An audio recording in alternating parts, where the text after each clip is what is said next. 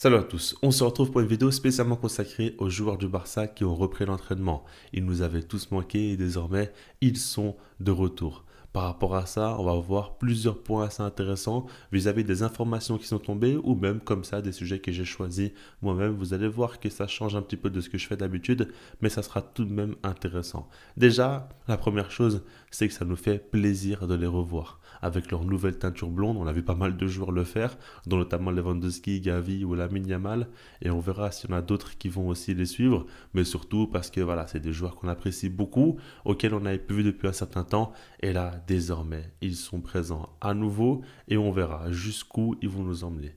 Est-ce qu'on va rêver très grand cette saison? C'est la question qu'on se pose, mais évidemment, avant de se la poser, il faut déjà aborder plusieurs points.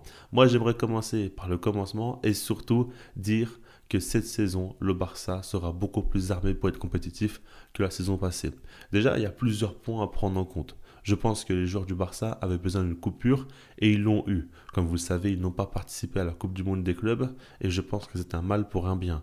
Oui, il y a eu un manque à gagner financièrement. Oui, les joueurs du Barça auraient été valorisés s'ils avaient pu jouer cette compétition, mais je préfère personnellement qu'ils se reposent, qu'ils ne la jouent pas comme ça a été le cas pour qu'ils reprennent à fond la prochaine saison et qu'il n'accumule pas trop de fatigue ou qu'il n'y ait pas de risque de blessure. C'est totalement le cas et là, je pense qu'ils vont revenir à un très haut niveau de forme et c'est le plus important. Déjà, on a vu Jules Koundé en parler sur les réseaux sociaux, ça a fait beaucoup réagir, mais il a dit tout simplement que ça lui fait beaucoup de bien de prendre des vacances et puis il a aussi dit qu'il y a des équipes qui vont jouer pendant un an non-stop sans avoir de congé et beaucoup disent encore une fois que dans la vie il y a beaucoup plus difficile que ça et des gens qui souffrent avec des métiers comme par exemple travailler à l'usine ou sur des chantiers, ce qui est beaucoup plus difficile. Moi, ça me dérange fortement. Parce qu'en soi, c'est comme si quelqu'un vous dit qu'il est triste et vous lui dites ne sois pas triste parce qu'il y a des gens qui sont plus tristes que toi et qui ont d'autres raisons pour l'être. Ça n'a aucun sens.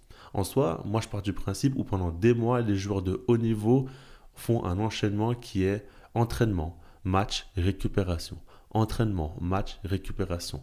Pendant des mois, comme je vous l'ai dit. Donc c'est difficile parce que ton corps est vraiment amené à devoir faire beaucoup d'efforts constamment. Et puis aussi, je pars du principe où la santé mentale est plus importante que tout. Si jamais la santé mentale est impactée, directement ton physique sera impacté et tout sera plus difficile dans la vie de tous les jours.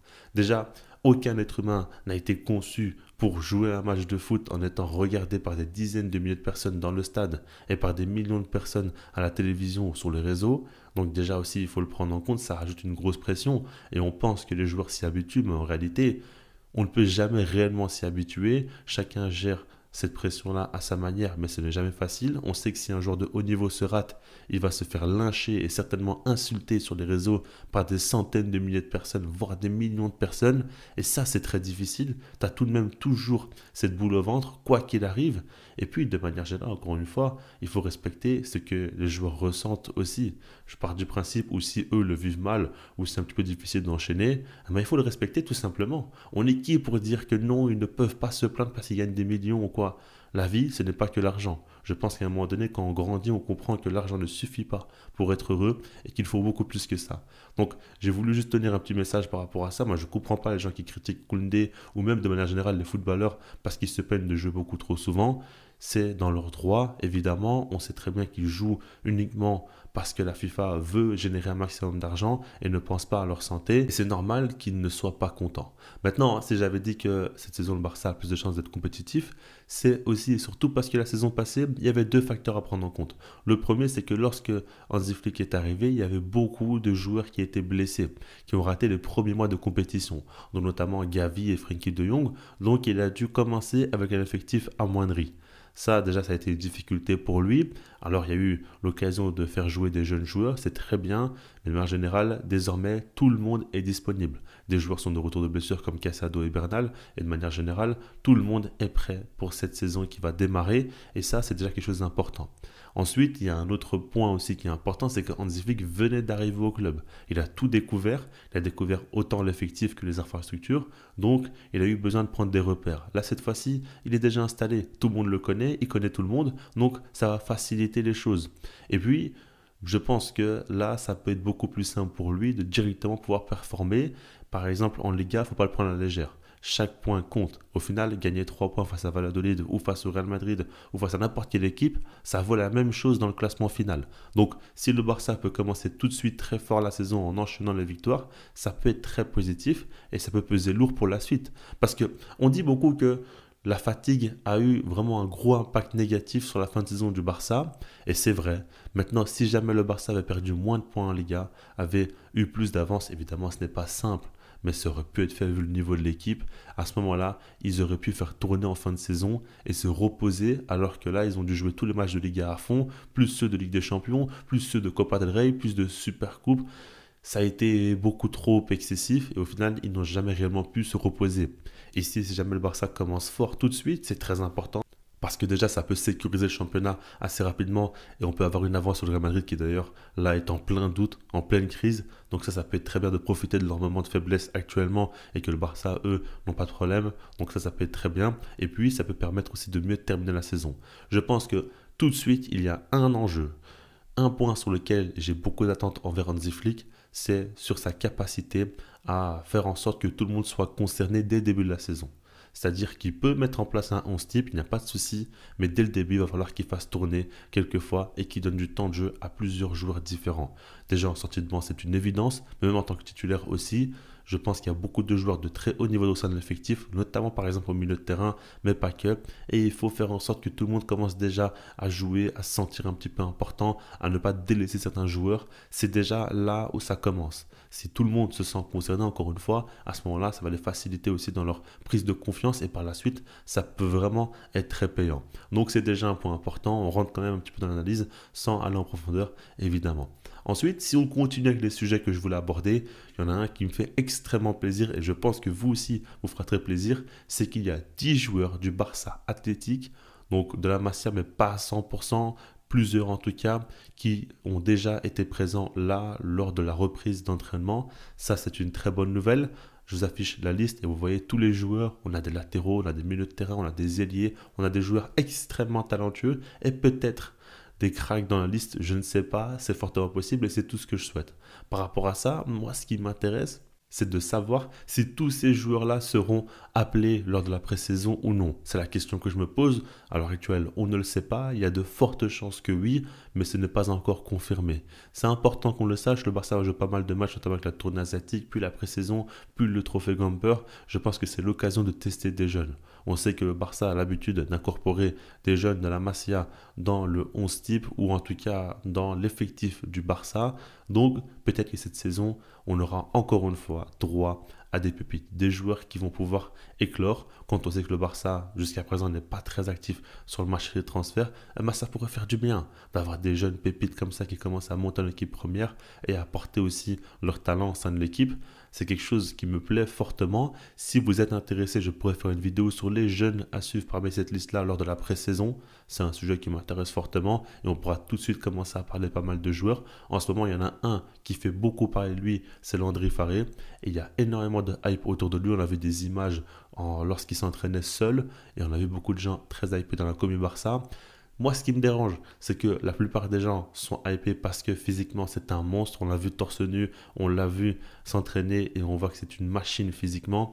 Mais attention, il a beaucoup plus de qualité que ça. C'est vraiment un joueur très talentueux. Après, ce n'est pas le seul. Il y a d'autres joueurs dont je pourrais aussi mentionner. Ce serait une vidéo intéressante. Donc, si vous êtes intéressé, je pourrais la préparer. Mais je le ferai uniquement quand on sera sur la liste officielle des joueurs qui vont participer à la pré-saison. Donc on n'y est pas tout de suite, mais dans quelques temps, je pourrai la faire si vous le souhaitez. Ensuite, il y a des joueurs de la Masia, mais il y a aussi les nouvelles recrues. Il n'y en a pas énormément, mais il y en a tout de même deux. La première, c'est Joan Garcia. Évidemment, on le sait. On a tous été contents qu'il vienne parce qu'on voulait un nouveau gardien au Barça. Ah ben là, on va rapidement voir un petit peu ce qu'il vaut. Évidemment, il ne faut pas se faire un avis sur une pré-saison pour un joueur, mais on aura quand même des premières idées. Est-ce que Hansi Flick va lui demander aussi de défendre assez loin de son but, quelquefois faire de la sortie assez lointaine ou non? Ça sera intéressant de suivre. Et puis sur sa ligne, est-ce qu'il va paraître rassurant tout de suite ou non? Ça aussi c'est très important. Attention, parce que s'il commence par la pré-saison avec quelques boulettes, tout de suite on verra Tech titulaire ou peut-être Ter Stegen parce qu'il n'a toujours pas quitté le club. Je suis désolé, mais c'est la réalité. Donc il faut quand même faire attention à ça, évidemment. Ensuite, il y a un autre joueur, c'est Bargi. Évidemment, il a signé au sein du club, le jeune joueur. Et là, c'est intéressant parce qu'on l'a déjà vu à la reprise de l'entraînement. Et puis, par rapport à ce joueur, on sait très bien que Hansi Flick se fera une idée sur lui lors de la pré-saison. C'est ce qu'on entendait déjà et c'est évident. Lors de la pré-saison, il aura du temps de jeu. S'il est bon, il va rejoindre l'équipe première dès le début de la saison. S'il est moyen ou pose des petites questions au niveau de ses performances, ah ben là, il va être redirigé vers le Barça Athlétique. Donc il va passer potentiellement de la première division à la division 4. Je sais pas, c'est une possibilité dans tous les cas, on a hâte de voir. Est-ce qu'il est réellement talentueux ou non? Est-ce qu'il pourrait être dans la rotation du côté du Barça ou non? C'est des questions qu'on a le droit de se poser et on aura rapidement des réponses. Ensuite, un autre sujet qui me paraît très très intéressant, et là je pense que vous allez tous être d'accord pour dire que c'est bel et bien le cas, c'est le retour d'Oriol Romeu. Et oui, il est de retour, le numéro 6 légendaire du Barça va bel et bien faire son retour. Non, plus sérieusement, c'est dingue. J'avais complètement oublié ce joueur, mais je l'ai vu reprendre l'entraînement aussi. C'est fou. Honnêtement, c'est fou. Il va falloir faire un petit ménage à quelques joueurs qui n'ont peut-être plus trop leur place. Et ce serait plutôt intéressant quand même de les vendre. Je ne sais pas ce que vous en pensez, mais en tout cas, Roméo en fait partie. J'ai pas envie de manquer de respect envers le joueur, évidemment. Mais bon, on a vu que c'était compliqué pour lui au Barça. Et on espère évidemment quand même qu'il sera vendu sans, encore une fois, lui manquer du respect. Maintenant, j'aimerais terminer avec une déclaration de Lamine Yamal qui a annoncé publiquement que le Barça donnera tout lors de la saison à venir et qu'ils feront leur possible pour ramener la Ligue des Champions à Barcelone. Il vient à peine d'avoir 18 ans et il annonce que l'objectif du Barça pour la saison prochaine est de remporter la Ligue des Champions. Alors en soi, c'est logique. Parce que le Barça a fait le triplé national, ils ont tout gagné en Espagne, donc pourquoi s'arrêter là? Pourquoi vouloir reproduire ce qu'on a déjà produit la saison passée? Cette fois-ci, il faut gagner avec des champions, surtout que le Barça s'est arrêté en demi-finale, mais aux portes de la finale, ça s'est joué à pratiquement rien, et désormais, évidemment, il va falloir aller au bout. Il y a le talent dans cette équipe, on a vu Hansi Flick faire des travaux monstrueux et apporter beaucoup de choses positives au sein de l'équipe.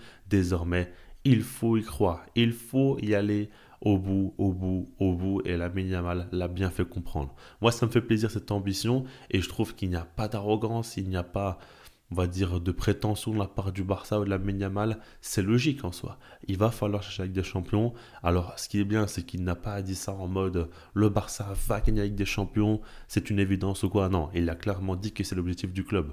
Donc en soi, ça c'est cohérent et je n'ai pas de problème avec cette déclaration. On va voir ce qui sera possible d'être effectué, mais c'est évident que le principal du côté du Barça, c'est surtout de gagner la Ligue des Champions. Évidemment, si tu peux gagner les autres titres, c'est un bonus, mais même le championnat, je le mets un peu de côté. Si la Ligue des Champions est faite, je serai satisfait, quoi qu'il arrive. Moi, dans l'idéal, ce que j'aimerais comme saison, dites-moi vous ce que vous en pensez dans les commentaires, mais c'est une saison où tu remportes la Ligue des Champions, évidemment, mais aussi la Liga, c'est quand même important, évidemment.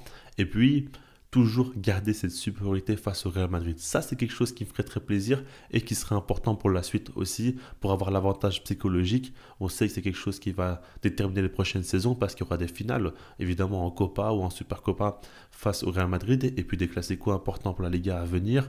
Et bien en général, on pourrait tomber en Ligue des Champions. Pourquoi pas dans les prochaines années face à eux? Ce serait intéressant. Si on peut continuer à les enfoncer en crise, ce serait très très bien. Donc c'est pour ça que garder la supériorité face au Real Madrid sera important. Gagner Ligue des Champions, c'est le rêve absolu. Et puis en Liga, pourquoi pas continuer aussi à dominer le football espagnol. Ça, ce serait une très bonne chose aussi. Voilà par rapport à tous les sujets. Comme je vous l'ai dit, c'était une petite vidéo assez chill où on a parlé tranquillement de quelques sujets. Pour l'instant, on n'y est pas encore. Ça appelle la reprise, mais les choses sérieuses vont très vite reprendre. Et là, on va commencer à parler du jeu. Ne vous inquiétez pas, dès que la pré-saison va commencer, je vais commencer à faire des analyses. Moi, je m'en fous. Que ce soit des matchs en Asie, des matchs dans des tournées où il n'y a pas l'équipe type, où il n'y a pas l'intensité, je vais tout analyser. Est-ce qu'Hansi Flick va apporter des changements? Est-ce qu'il va tenter un nouveau système? Est-ce qu'il va continuer avec le piège du hors-jeu ou non? Tellement de questions que je me pose. Donc je suis impatient de pouvoir analyser tout ça. Pour l'instant, on n'y est pas, donc on va en parler un petit peu, mais de tout ce qui se passe autour plutôt. Voilà, dites-moi vous ce que vous en pensez dans les commentaires. Likez la vidéo si vous l'avez apprécié, abonnez-vous si ce n'est pas déjà fait. Et puis sinon, moi je vous dis peace.